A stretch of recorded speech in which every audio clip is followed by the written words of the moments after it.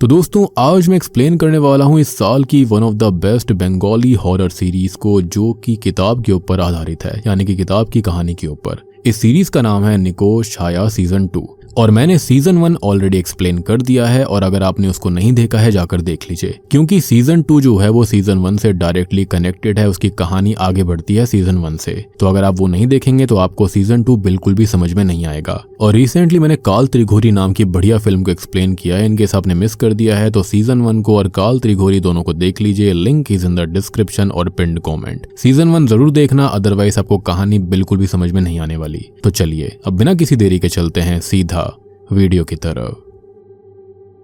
तो पहला एपिसोड शुरू होता है जवान लोकनाथ को दिखाते हुए, जो कि एक न्यू बॉर्न बच्चे को लेकर भाग रहा होता है और मंदिर में आ जाता है, जिसके पीछे पीछे पूरा गांव पड़ा हुआ था। लेकिन वो किसी के रोकने से नहीं रुकता और मंदिर के अंदर उस न्यू बॉर्न को लाकर उसे काटने की कोशिश करता है, उसकी बलि देने की कोशिश करता है, जिसके साथ ही सीन यहीं पर शिफ्ट हो जाता है। कहानी अब प्रेजेंट टाइम में वापस तितास पर आती है, जो कि हॉस्पिटल में बहुत ही परेशान खड़ी हुई थी, क्योंकि वहां पर एक नई लाश आई थी और अभी मितुल भी गायब है। सबको ये लग रहा होता है कि ये लाश उसकी ही होगी, लेकिन तितास बॉडी को चेक कर कर खुद को संभालती है और उसके पति आमियो को कॉल करके बताती है कि ये बॉडी मितुल की नहीं है, जिससे उसकी भी जान में जान आ गई थी। अब वो अपनी पुलिस फोर्स के साथ मितुल को जंगल में ढूंढ रहा था। तभी वहां पर पिशाच गेनू आकर उनके ऊपर हमला कर देता है और चोक करके मारने ही वाला होता है कि तभी आमियो का जूनियर दीपक उसे शूट कर देता है। लेकिन ऑब्वियस सी बात है कि पिशाच इससे मरेगा नहीं, तो वो दीपक पर हमला करता है और उसका सर धड़ से अलग करके उसे जान से मार डालता है।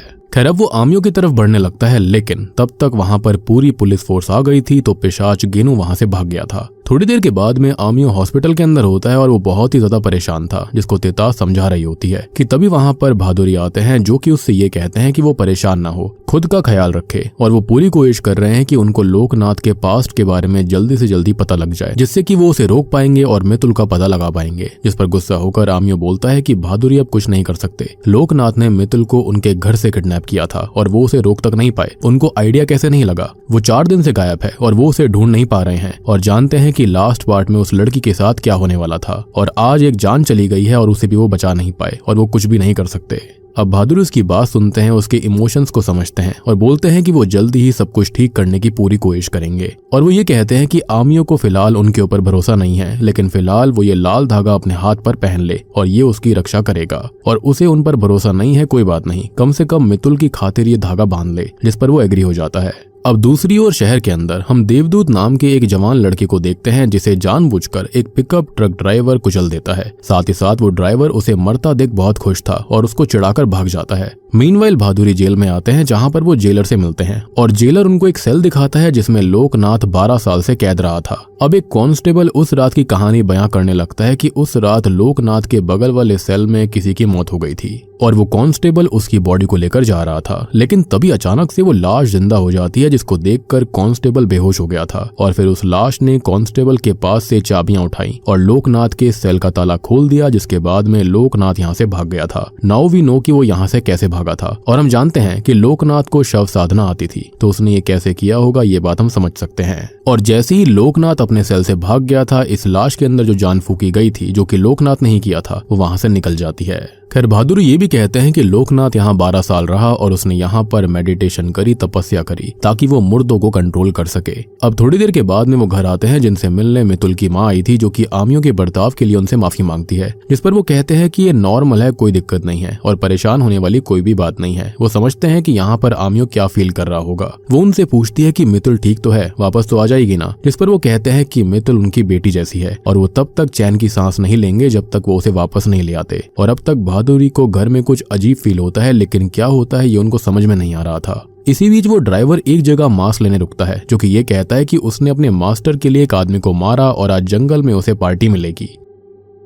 वहीं दूसरी ओर आमियो अपनी पुलिस फोर्स को समझा रहा होता है कि उन्हें जंगल में ही मितुल मिलेगी, क्योंकि गेनू पिशाच अभी तक जंगल में है, जिसका मास्टर लोकनाथ उससे ज्यादा दूर नहीं होगा और जंगल में ही वो कहीं छुपा हुआ है और उसके आसपास मितुल होगी। अब इतने में ही वहां पर एक नया पुलिस ऑफिसर आज ड्यूटी ज्वाइन करने आता है, जो कि शॉकिंगली कोई और नहीं बल्कि देवदूत ही था, जिसका आज सुबह ही एक्सीडेंट हुआ। उसकी जान भी चली गई थी, लेकिन अभी वो यहाँ पर सही सलामत कैसे था? यानी कि जान जाना तो दूर की बात थी, उसके शरीर पर एक खरोंच तक नहीं थी। वो यहाँ पर ब्रीफ को ज्वाइन करता है और एक कांस्टेबल आमियों से ये कहता है कि जरूर लोकनाथ को कोई गाँव का ही इंसान सपोर्ट कर रहा है, जो कि उसके लिए खाना और बाकी चीजें लेकर आता होगा, नहीं तो लोकनाथ बिना खाना पिए सर्वाइव कैसे कर सकता है। और उन्हें अब अपने खबरियों को काम पर लगा देना चाहिए, जिस पर आमियो भी एग्री करता है। ये सारी बातें देवदूत काफी ज्यादा ध्यान से सुन रहा था। वहीं दूसरी ओर लोकनाथ जो होता है वो एक लाश के साथ कुछ रिचुअल कर रहा होता है। एनीवेज रात में अब बहादुरी अपने घर पर सो रहे होते हैं कि तभी वहां पर उन 2 बच्चों के भूत आते हैं, जिनसे ये कहानी एक तरह से शुरू हुई थी। आपको याद होगा कि पहले एपिसोड के अंदर ही ये दोनों आत्माएं यहाँ पर आई थी बहादुरी के पास में, और ये बहादुरी को बहुत वक्त से दिखाई दे रहे थे। और ये लोकनाथ के ही बच्चे हैं जिनकी उसने बलि दे दी थी। जी हाँ, और वो गोस्ट उनसे ये कहते हैं कि उन्हें पता है कि मितुल कहाँ पर है, जिसके साथ ही पहला एपिसोड यहीं पर खत्म हो जाता है।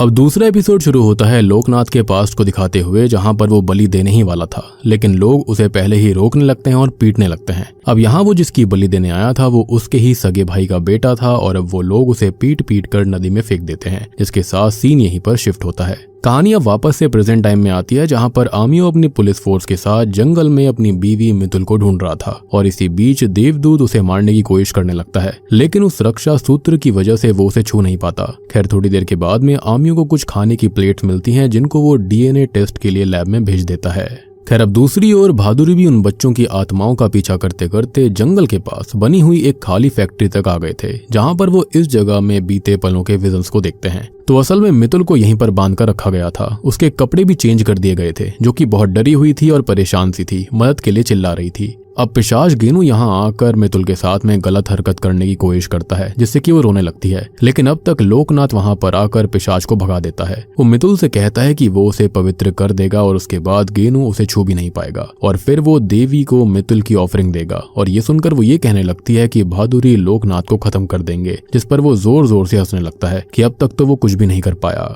खैर ये सारे विजन्स देखकर बहादुरी को बहुत दुख होता है और उनकी आंखों में आंसू आ गए थे कि उनकी शिष्या जो थी वो उन पर कितना भरोसा करती थी, लेकिन वो उसको अभी तक ढूंढ नहीं पाए। खैर अब तक आमियो भी वहां पर आ जाता है, जो कि मितुल के कपड़े देख बहुत ज्यादा टूट कर रोने लगता है। उसे लगता है कि वो जिंदा नहीं रही। वहां पर देवदूत भी आया था, लेकिन वो बहादुरी को देखकर छुप जाता है, क्योंकि वो उसे पहचान लेंगे कि वो जिंदा नहीं था। हालांकि बहादुरी डेड को स्मेल तो कर ही लेते हैं, जो कि कांस्टेबल से भी कहते हैं कि आसपास पक्का कोई ना कोई डेड बॉडी है जिसकी उनको स्मेल आ रही है। खैर थोड़ी देर के बाद में वो घर आ जाते हैं, जो कि तितास से बात करते हैं, और सबको ये लग रहा था कि मितुल मारी गई है, जिसके कपड़े मिले थे, लेकिन वो तितास से कहते हैं कि मितुल जिंदा है, और उसे प्यूरिफाई करने के लिए लोकनाथ ने उसके कपड़े बदल दिए थे, और सबको ऐसा दिखाया कि वो मारी गई। वहीं दूसरी तरफ लोकनाथ मितुल को नदी में नहलाता है और फिर उसे रिचुअल प्लेस पर लेकर आता है, जहां पर पहले से एक प्रेग्नेंट महिला की लाश पड़ी हुई थी। और अब वो मितुल के ऊपर कोई रिचुअल करता है, उसके हाथ पर एक कट लगाकर उसका खून हवन में डालता है। फिर वो उसे राख से सने हुए चावल खिलाकर उससे ये कहता है कि उसने मितुल को खाना दिया, और अब बदले में मितुल को उसे अपना खून देना पड़ेगा। मीनवाइल घर पर बहादुरी तितास से ये कहते हैं कि वो जानते हैं कि लोकनाथ क्या करेगा, और उसे रिचुअल के अंदर एक प्रेग्नेंट महिला की लाश चाहिए होगी। खैर उन्हें अभी लोकनाथ और मितुल के विजन्स नहीं आ रहे थे, और अगर उन बच्चों की आत्मा उनकी हेल्प नहीं करती तो शायद वो उस जगह तक भी नहीं पहुंच पाते, यानी कि उस खाली फैक्ट्री तक। खैर अभी लोकनाथ मितुल को प्यूरिफाई करेगा, जिसके बाद मितुल का मासिक धर्म शुरू हो जाएगा, और फिर चंद्र अवधि की एक खास रात लोकनाथ उसकी और पिशाच गेनू की शादी करवा देगा, और प्यूरिफिकेशन के बाद सिर्फ मासिक धर्म वाली स्त्री ही मितुल के पास जा सकती है। बेसिकली मितुल को पीरियड्स आएंगे, और जब उसके पीरियड्स खत्म हो जाएंगे तो उसके बाद में ही उसकी बलि दी जाएगी, और उसके बाद में जो कोई जिसको पीरियड्स आएंगे वही उसको ढूंढ सकती है। खैर अब ये सब सुनते सुनते तितास कुछ सोचकर खो गई थी, जिसको वो होश में लेकर आते हैं और ये कहते हैं कि उन्हें संजय से कुछ जानकारी चाहिए, जो कि तितास उन्हें लाकर दे। अब तितास जो होती है वो संजय से बात करती है और आकर बहादुरी को ये बताती है कि उसके मामा जी यानी कि संजय के मामा जी भानु यानी कि लोकनाथ अलॉय डिंगी में काम करते थे, रहा करते थे, और बिना देर करे बहादुरी वहां के लिए निकल जाते हैं, और वो ड्राइवर उन पर अभी भी नजर रख रहा था, जिसने कि यहाँ पर देवदूत को खत्म किया था।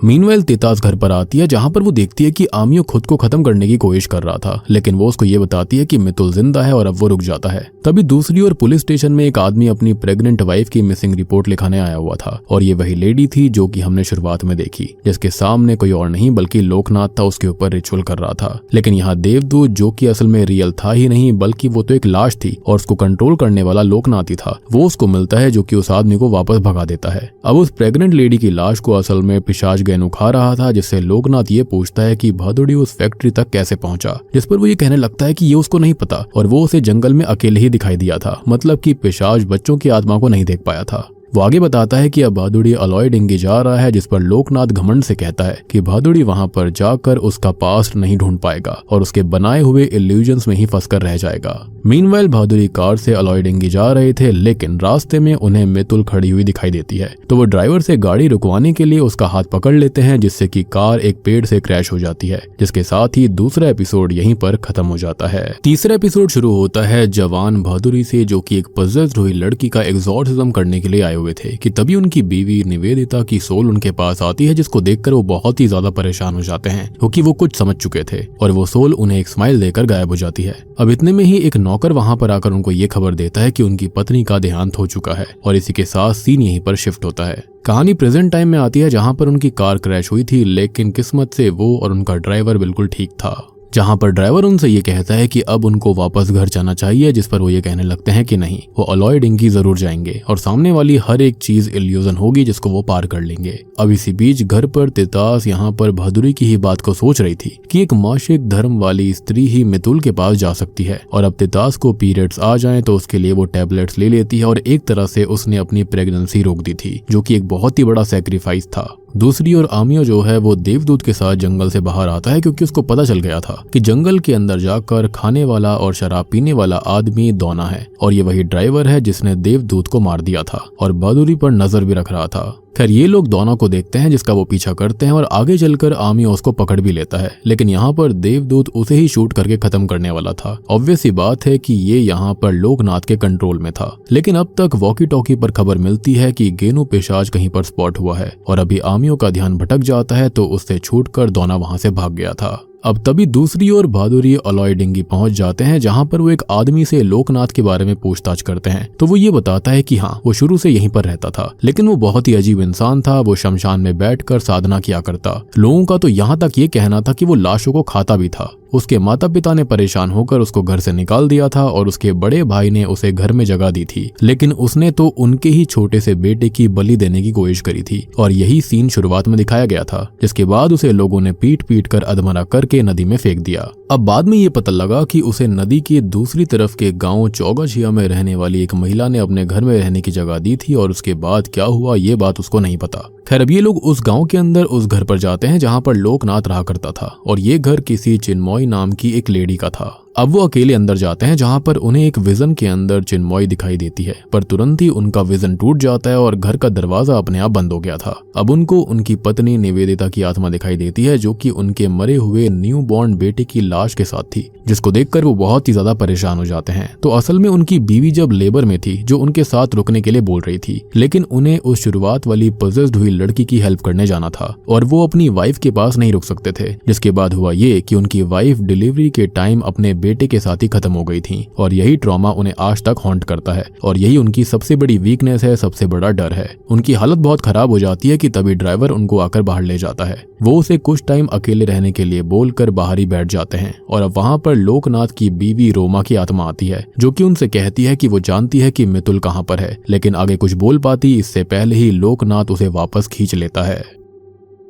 अब वो रोमा की आत्मा को तड़पाने लगता है और वो ये कहने लगती है कि वो उसके रास्ते में नहीं आएगी, भादुड़ी की हेल्प भी नहीं करेगी, लेकिन वो बस मितुल को वहां से जाने दे। लेकिन लोकनाथ ये नहीं करना चाहता था। तभी उसके दोनों बच्चों की आत्मा भी उसके सामने आती है जो कि ये कहते हैं कि वो उनकी माँ को ना सताए और भादुड़ी को उन्होंने ही रास्ता दिखाया था, जिसको सुनकर वो हड्डी से बना हुआ एक यंत्र बजाता है जिसकी आवाज से मितुल, रोमा और दोनों बच्चों को तकलीफ होने लगती है और बस दोनों ही बच्चों की आत्माएं चिड़िया बन जाती हैं, कैद हो जाती हैं और इसी के साथ यहीं पर तीसरा एपिसोड खत्म हो जाता है। अब चौथा एपिसोड शुरू होता है चिन्मय की बैक स्टोरी से, जो कि असल में गांव की एक चिकित्सक होती है और गांव के लोग उसके पास बेहोश लोकनाथ को लेकर आए थे, जो कि उनको नदी में मिला था, जिसका वो इलाज करने लगी। खैर अब प्रेजेंट टाइम में सुबह सुबह भादुरी चिन्मय के घर के अंदर जाते हैं और अपने ड्राइवर से ये कहते हैं कि जब तक वो खुद से बाहर ना आए कोई भी उनको डिस्टर्ब नहीं करेगा, चाहे कुछ हो जाए। खैर अब वो अंदर जाते हैं, लेकिन फिर से निवेदिता की आत्मा उनको हॉन्ट करने आती है, जो कि ये कहती है कि उनकी वजह से वो और उसका बेटा मारा गया था। साथ ही साथ वो उन्हें उन दोनों के मौत के विजन्स भी दिखाने लगती है। लेकिन अब भादुरी उससे ये कहते हैं कि ये एक छलावा है और वो उनको नहीं रोक पाएगी,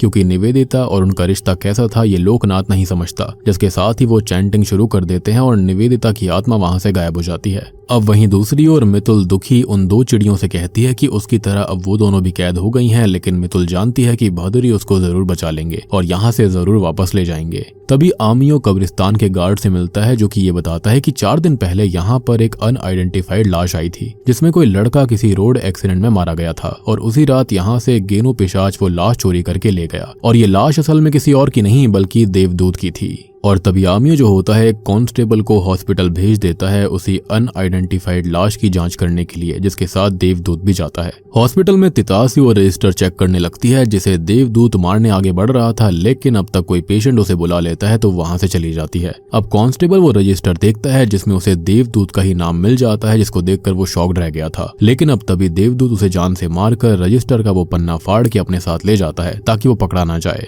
अब तभी भादुरी चिन्मय के घर के अंदर ध्यान लगाकर उसकी कहानी के विजन्स देखते हैं। और दोस्तों अब यहाँ पर खुलते हैं इस कहानी के और लोकनाथ की जिंदगी के असली पत्ते कि आखिरकार उसका मकसद है क्या। तो असल में चिन्मय ने ही उसका इलाज करके उसे ठीक कर दिया था, उसकी जान बचा ली थी और वो यहीं पर रहने लगा। दोनों को ही एक दूसरे से प्यार हो गया और एक दिन चिन्मय ने उससे ये पूछा कि वो नदी में कैसे गिरा, तो उसने उसे सारा सच बता दिया कि उसे लोगों ने पीट कर उसमें फेंक दिया था। वो बताता है कि बचपन से ही उसे शमशान काली अपने में दिखाई देती थी, जिन्हें वो बहुत मानने लगा था और उनके लिए ध्यान करने के लिए शमशान जाया करता, लेकिन लोगों को वो अजीब लगता था। उसने अपने भाई के घर पर रहकर ध्यान लगाना शुरू किया, लेकिन एक दिन उसकी भाभी, जिसकी उसके ऊपर गंदी नजर थी, यानी कि भाभी उसको चाहती थी, वो उसके साथ जबरदस्ती करना चाह रही थी, जिसे उसने रोका तो वो नहीं रुकी और अपने ही बेटे को मारने की धमकी देने लगी। वो अपने भतीजे को बचाने के लिए घर से लेकर निकल गया था और ये शुरुआत वाला सीन था जहाँ पर वो मंदिर तक आया, लेकिन अब तक भाभी ने सबको ये कह दिया था कि लोकनाथ उसकी बलि देने वाला है, यानी कि खुद को बचाने के लिए उसने लोकनाथ को फंसा दिया। ये सब सुनकर वो सबको सच समझाने की कोशिश करने लगा, अपने भाई से कहने लगा कि इसका भतीजा उसके बेटे जैसा है और वो उसे नहीं मार सकता, लेकिन किसी ने उसकी एक ना सुनी और फिर उसे पीट कर नदी में फेंक दिया। अब सच सुनकर चिन्मय को बहुत दुख होता है और एक दिन लोकनाथ कहीं बाहर गया हुआ था कि तभी घर पर उसका भाई उसे ढूंढते हुए अपने कुछ लोगों के साथ आ गया था। अब चिन्मय यहाँ पर लोकनाथ के भाई को सारा सच बताती है कि उसकी वाइफ ने लोकनाथ के साथ जबरदस्ती करने की कोशिश करी थी, साथ ही साथ सब कुछ उसने किया था, यानी कि भड़काया भी उसके खिलाफ उसने ही था, जिस पर गुस्सा होकर लोकनाथ का भाई उसे पीट देता है। अब आगे वो उससे ये कहता है कि अब वो उसे जबरदस्ती का मतलब बताएगा। अब लोकनाथ का भाई और उसके लोग चिन्मय के साथ गलत काम करते हैं, जिसके बाद वो उसे स्टैब करके मरता हुआ छोड़कर घर से निकल जाते हैं। थोड़ी देर के बाद में लोकनाथ घर आता है, जो कि ये देखकर बहुत ज्यादा परेशान हो गया था, जिसकी बाहों में आकर वो अपना दम तोड़ देती है, लेकिन वो उससे उसी वक्त वादा करता है कि वो उसे वापस जरूर लेकर आएगा, उसे जिंदा करेगा। और इसी के साथ में चौथा एपिसोड यहीं पर खत्म हो जाता है। तो पांचवा एपिसोड शुरू होता है लोकनाथ से ही, जो कि चिन्मय की मौत के बाद से ही शमशान में गहरा ध्यान करने लगा और उसका ध्यान इतना ज्यादा अटूट और शक्तिशाली था, जो कि रोज देवी की चलने की आवाज की तरह सुनाई देता था, यानी कि ऐसा लगता वहां पर खुद देवी चल रही हैं। वहां पर रहने वाले तांत्रिक लोकनाथ से कहते थे कि उसका ध्यान बहुत ही प्रबल है, वो जो कुछ भी चाहता है उसको मिल जाएगा, लेकिन उसे अपनी विद्या को और बढ़ाने के लिए भादुरी का शिष्य बनना होगा। जिसके बाद से ही वो भादुरी के पास जाता है, जो कि उससे मिलते नहीं है। तो वो एक पूरा हफ्ता उनके घर के बाहर हाथ जोड़कर बैठा रहता है, उनका इंतजार करता रहता है। फाइनली वो उसे घर के अंदर बुलाते हैं, जिनसे वो ये कहता है कि देवी उसके सपने में आती हैं और देवी ये चाहती हैं कि भादुरी के हाथों ही उसको तंत्र विद्या मिले। जिस पर भादुरी को यकीन नहीं होता, लेकिन तभी वहां पर हलचल शुरू हो गई थी। बाहर कुत्ते रोने लगते हैं, जो कि लोकनाथ की एक आवाज पर शांत हो जाते हैं और अब भादुरी को उसकी बातों पर यकीन होता है, जिसको वो अपना शिष्य बना लेते हैं और इसी के साथ सीन यहीं पर शिफ्ट हो जाता है। तो अब आपको समझ में आया होगा कि ये भादुरी का सबसे अच्छा शिष्य कैसे बना था। अब प्रेजेंट टाइम में आमियो देवदूत पर काफी गुस्सा कर रहा होता है कि हॉस्पिटल के अंदर कांस्टेबल की जान कैसे चली गई और अगर ऐसा हुआ तब वो कहां पर था। तो वो ये कहता है कि वो तो वॉशरूम गया था और हॉस्पिटल का सीसीटीवी भी खराब है। तब आमियो ये कहता है कि अभी वो सभी कब्रिस्तान के ऊपर नजर रखें जहां पर पिशाच गेनू जरूर आएगा और वो खुद दोना पर नजर रखेगा। खैर अब तक पल्लव वहां पर आता है जो कि आमियो के लिए खाना लेकर आया था, जो कि देवदूत को देखकर आमियो से कहता है कि देवदूत बहुत ज्यादा ही स्ट्रॉन्ग परफ्यूम लगाता है, जिस पर आमियो कहता है कि हाँ वो रोज ही इतना सारा परफ्यूम लगाता है जो कि काफी इरिटेटिंग सा है। तभी हम देखते हैं कि मितुल को पीरियड्स आ चुके थे, जिसको देखकर लोकनाथ काफी खुश होता है और बोलता है कि आखिरकार देवी ने उसकी ऑफरिंग एक्सेप्ट कर ली। वो गेनू पिशाच से ये कहता है कि अब वो मितुल को टच ना करे और दोनों से सामान लाने के लिए बोले। खुद लोकनाथ फाइनल रिचुअल की तैयारी करने लगता है। अब उसने रिचुअल को कमरे के अंदर कैद करके रखा हुआ था। कमरे को एक धागे से प्रोटेक्शन स्पेल से बांधा हुआ था। अब उसके जाने के बाद में मितुल उन दोनों बर्ड्स को यानी कि उसके खुद के बच्चों की आत्माओं को केज से आजाद करने की कोशिश करती है। उनका केस खोल देती है, लेकिन अब वो बर्ड्स भी उस धागे के पार नहीं जा पाती। अब मितुल को याद आता है कि लोकनाथ एक पोशन से सब कुछ तंत्र करता है, तो वो उसी पोशन को ढूंढती है जो कि सामने मिल जाता है क्योंकि ये पूजा का कमरा होता है। और अब वो उस पोशन को आगे धागे पर फेंकती है, जिसके साथ ही स्पेल टूट गया था और ये बर्ड्स यहाँ से बाहर निकल जाती हैं। मितुल के पैर में तो जंजीर बंधी हुई थी, जिसके चलते वो वहां से नहीं निकल पाती। अब चिड़िया बहादुरी के पास आती हैं, जिनको देखकर वो समझ जाते हैं कि ये है कौन और चैंटिंग से उनको अपने असली रूप में ले आते हैं। वो दोनों उन्हें कुछ बताएं इससे पहले ही घर पर तितास आती है, जिससे कि ये दोनों आत्माएं गायब हो गई थी। अब बहादुरी जो होते हैं वो तितास से बात करते हैं, जो कि ये बताती है कि उसने खुद के पीरियड्स को शुरू कर लिया है, उसने पिल्स खा ली हैं और वो मितुल को बचाने जा सकती है, जिसको सुनकर पहले तो वो बहुत गुस्सा करते हैं कि ये सब नहीं करना चाहिए था। फिर वो आगे बोलते हैं कि तितास जैसी दोस्त सबके पास होनी चाहिए, जो कि अपनी दोस्त की जान बचाने के लिए किसी भी हद तक जा सकती है, लेकिन वो उसे खतरे में नहीं डाल सकते। वो कहते हैं कि मितुल और तितास उनकी बेटी जैसी हैं और वो एक को बचाने के लिए दूसरे की जान खतरे में नहीं डालना चाहते, क्योंकि अगर किसी को भी कुछ हुआ तो वो झेल नहीं पाएंगे और वो मितुल को खुद ही वापस लेकर आएंगे। दूसरी ओर लोकनाथ को पता चल गया था कि उसका स्पेल टूट चुका है, तो वो मितुल से ये कहता है कि उसकी कैद से जाने वाले को वो जिंदा नहीं छोड़ता, लेकिन मितुल को वो मारेगा नहीं, क्योंकि वो तो एक सेक्रेड और पवित्र ऑफरिंग है देवी के लिए। अब दूसरी ओर आमियो दोना के ऊपर नजर रख रहा था, जिसे दोना कुछ सामान ले जाता हुआ दिखाई देता है, जिसका वो पीछा करना शुरू करता है। दोना एक जंगल में आ गया था और आमियो भी वहां पर आ चुका था, जिस पर दोना हमला कर देता है। वो उसको चोक करके मारने लगता है, लेकिन अब तक देवदूत आकर दोना को शूट कर देता है और वो आमियो को भी शूट करने ही वाला था कि तभी बाकी पुलिस ऑफिसर्स वहां पर आ जाते हैं, तो वो उसे शूट नहीं कर पाता। अब तक बहादुरी आमियो को कॉल करके जल्दी ही अपने घर आने के लिए बोलते हैं और आमियो देवदूत को साथ चलने के लिए बोलता है, जिसको सुनकर वो फिर से परेशान हो गया था। एस बहादुरी उसको पहचान लेंगे कि वो जिंदा नहीं है बल्कि मरा हुआ है और उसको कंट्रोल करने वाला कोई और नहीं बल्कि पिशाच खुद था। मीनवाइल बहादुरी एक रिचुअल करते हैं और चिन्मय की स्पिरिट को बुलाते हैं, जिससे वो माफी मांगते हैं कि उनको ये करना पड़ रहा है, लेकिन उनके पास यही एक रास्ता है और चिन्मय ये बताए कि उसकी बॉडी कहां पर गाड़ी गई है और वो उन्हें बताकर गायब हो जाती है। मीनवाइल तितास अपनी कार से कहीं जा रही थी, जिसे वो दोनों बच्चों की आत्माएं दिखती हैं, जो कि उसे मितुल के पास जाने के लिए कहते हैं और अब अपने पीछे पीछे उस जंगल तक उसको ले आते हैं। एक जगह आकर एक खास धुएं से तितास बेहोश हो गई थी और होश में आने पर वो आगे बढ़ती है, तो उसे वो घर मिल जाता है जहाँ पर मितुल कैद थी। वो मितुल को देखकर बहुत खुश होती है कि वो जिंदा है। उसके पास जाकर वो उसको आजाद करने की कोशिश करती है, लेकिन मितुल कहती है कि अभी लोकनाथ ध्यान कर रहा है और गेनू पिशाच यहीं आसपास होगा, तो तितास यहाँ से चली जाए, नहीं तो गेनू उसको मार डालेगा। जिस पर तितास ये कहती है कि वो उसे ऐसे नहीं छोड़ सकती। तो मितुल आगे ये कहती है कि गेनू पिशाच उसको तो नहीं छू सकता, लेकिन वो तितास को नुकसान पहुंचा सकता है, उसको खतरा है, तो वो अभी यहाँ से निकल जाए और बहादुरी को यहाँ पर भेजे। तितास उसकी बात मान जाती है तो यहाँ से जाने लगती है, लेकिन बाहर ही गेनू पिशाच उसको देख लेता है, जो कि उसका पीछा करने लगता है और उस पर हमला कर देता है, जिसके साथ ही 5वां एपिसोड भी यहीं पर खत्म हो जाता है। तो दोस्तों अब हम आ जाते हैं निको छाया सीजन 2 के आखिरी एपिसोड पर, यानी कि फिनाले एपिसोड 6 पर। तो छठा एपिसोड शुरू होता है गेनू पिशाच को दिखाते हुए, जिसने कि तितास के ऊपर हमला कर दिया था, लेकिन अब तक समीर वहां पर आ जाता है और समीर का पहले गेनू पिशाच से सामना हो चुका है। वो तितास से जाने के लिए कहता है और खुद गेनू पिशाच के गले में एक सरिया स्टैब कर देता है। और अगर आपने सीजन 1 देखा होगा तो आपको समीर यानी कि उस हॉस्पिटल वार्ड बॉय के बारे में याद होगा, जहां पर उसने इस पिशाच को देखा था, तो तब से ही ये इसके पीछे है। अब हिम्मत करके पिशाच के अंदर उसने सरिया डाल तो दिया था, लेकिन यहाँ पर पिशाच काफी स्ट्रांग होता है और वो इससे नहीं मरने वाला था। अब वो उसी सरिये के जरिए यहाँ पर करता यह है कि वो समीर को खत्म कर देता है। हालांकि अब तक तितास वहां से भाग चुकी थी, तो यहाँ पर समीर का सेक्रीफाइस कामयाब हुआ तितास को दूर भेजने में। दूसरी ओर पल्लव जो होता है वो हॉस्पिटल में तितास को लेने आया था, जिसे नर्स के पास रिसेंट में मरे हुए लोगों के डॉक्यूमेंट्स मिलते हैं और वो देवदूत के डॉक्यूमेंट्स देखकर उसे पहचान लेता है। वो तुरंत ही आमियों को कॉल करने लगता है, लेकिन उसके नेटवर्क नहीं आ रहे थे, तो यहाँ पर कुछ नहीं होता और फिर वो बहादुरी को कॉल करके सब बता देता है। इतने में ही तितास यहाँ पर आ जाती है, जो कि रोने लगती है और वो उसको संभालता है। अब दूसरी ओर आमियों देवदूत के साथ ही जा रहा था और देवदूत रास्ते में गाड़ी रोक देता है और यहाँ पर आमियों का हाथ का जो रक्षा सूत्र था वो भी कहीं गिर गया था। तो अब देवदूत उस पर हमला करके उसे जान से मारने वाला होता है, लेकिन तब तक बहादुरी वहां पर आकर उसे खत्म करके आमियों की जान बचा लेते हैं। अब वो आमियों के साथ अलॉय डिंगी जाते हैं, जहाँ पर मंदिर के बाहर ही लोकनाथ ने चिन्मय की बॉडी को दफनाया था, जिसके रिमेन्स यानी कि हड्डियों को वो निकाल लेते हैं। इधर गेनू पिशाच मितुल को साड़ी देकर कहता है कि वो तैयार हो जाए और आज उनकी शादी है। सेम चीज यहाँ पर लास्ट में भी करने की कोशिश करी थी लोकनाथ ने, यानी कि सीजन 1 में। और अब मितुल देवी से ये कहती है कि अगर यही उसका नसीब है तो वो ऐसे ही मरना स्वीकार करेगी। फाइनली अब लोकनाथ उसकी और गेनू पिशाच की शादी शुरू करता है और वहीं आमियों के साथ बहादुरी जंगल तक आते हैं, लेकिन उसे बाहर ही रुकने बोलते हैं क्योंकि यहाँ से आगे उन्हें अकेले लड़ना होगा।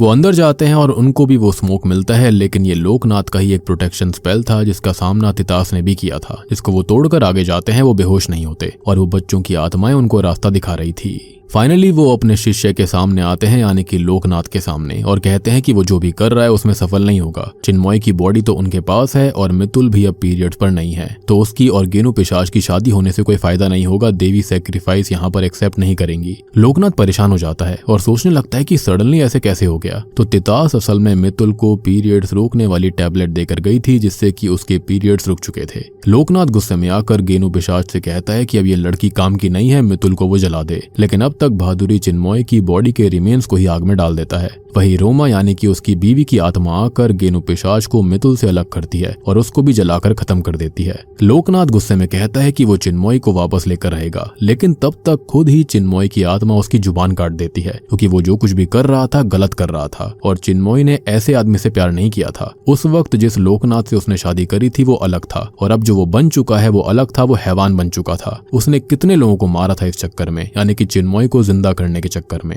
यानी कि सारी सिद्धियां वो चिन्मय को ही जिंदा करने के लिए कर रहा था, लेकिन ये चीज चिन्मय को गवारा नहीं थी। अब बहादुरी ये कहते हैं कि अब कभी भी वो चिन्मय का नाम नहीं ले पाएगा, क्योंकि उसकी जुबान बहुत गंदी हो चुकी थी। वो बहुत ही गलत हो चुका था और अब चिन्मय का नाम लेने तक के वो काबिल नहीं बचेगा। वो अब कभी भी मंत्र चैंटिंग नहीं कर पाएगा और कितना भी ध्यान कर ले सिद्धि नहीं पा पाएगा। और अब चिन्मय की आत्मा को भी मुक्ति मिल गई थी, जिसे लोकनाथ ही मुक्त नहीं होने दे रहा था ताकि वो उसको जिंदा कर सके। लेकिन चिन्मय की आत्मा ऐसा नहीं चाहती थी कि उसका जिंदा होना कई और लोगों की बलि बन जाए। साथ ही साथ हम देख पाते हैं कि रोमा की भी आत्मा मुक्त हो जाती है। अब बहादुरी मितुल को लेकर जंगल से बाहर आते हैं और उसे देखकर आमियों की जान में जान आती है कि वो जिंदा थी।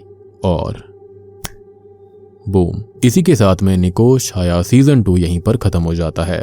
तो दोस्तों ये थी निकोश छाया सीजन 2 फिल्म की कहानी, जो कि एक किताब की कहानी के ऊपर आधारित है। उसके भी 2 वॉल्यूम हैं, इसलिए इन लोगों ने यहाँ पर 2 सीजन्स निकाल दिए। यहाँ पर सीजन 2 जो है वो सेंस बनाता है सीजन 1 के कॉन्टेक्स्ट में, क्योंकि सीजन 1 के अंदर जो था ना, यहाँ पर लोकनाथ का क्लियर मोटिव नजर नहीं आया था, लेकिन सीजन 2 के अंदर उसको एक क्लियर मोटिव दिखाया गया है कि आखिरकार वो ये सब कर क्यों रहा था, जिसके चलते उसने अपनी बीवी को मार डाला, अपने बच्चों को भी बलि चढ़ा दी। और यही चीज चिन्मय को गवारा नहीं थी कि उसने प्यार तो किया था, लेकिन प्यार के चक्कर में वो यहाँ पर कितने लोगों की बलि दे रहा था। तो उम्मीद करता हूँ कि आपको सीजन 2 और सीजन 1 दोनों अच्छे लगे होंगे, समझ में आ गए होंगे। वीडियो अच्छी लगी है तो लाइक कर दीजिए, चैनल के ऊपर नए हो तो सब्सक्राइब कर लो, क्योंकि बहुत ही इंटरेस्टिंग कंटेंट आने वाला है। तो मैं आप सबको मिलता हूँ अगली वीडियो के साथ में, तब तक के लिए